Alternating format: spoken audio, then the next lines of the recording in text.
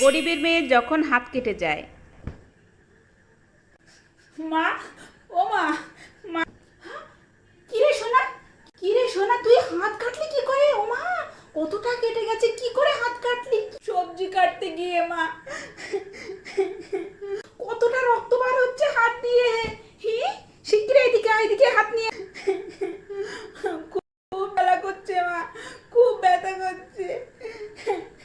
তোকে তো আমি বারণ করলাম যে সোনা, খবরদার বটিতে হাত দিস না, হাত কেটে যাবে তোর। আমি তো বললাম কাপড়গুলো গুছিয়ে আমি সবজিটা কেটে নিচ্ছি, কেন তুই বারণ করার পরেও বটিতে হাত দিলি, সবজি কাটতে গেলি? শিগগিরই আয়, এদিকে আয়, এদিকে আয়, এদিকে আয়। খুব ব্যথা করছে মা, খুব ব্যথা করছে। কি রক্ত বার হচ্ছে, ওদিকে দেখি, একটু এই কোলগেট লাগিয়ে দেই।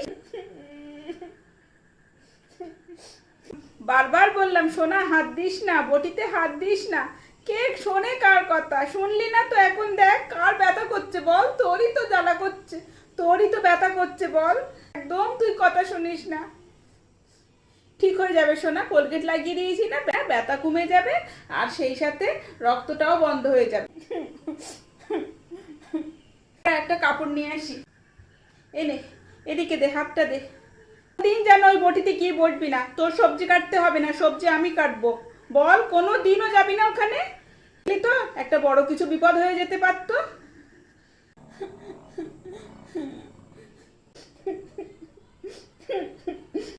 একটা কথাও শুনিস না, তোকে নিয়ে আর পারি না আমি।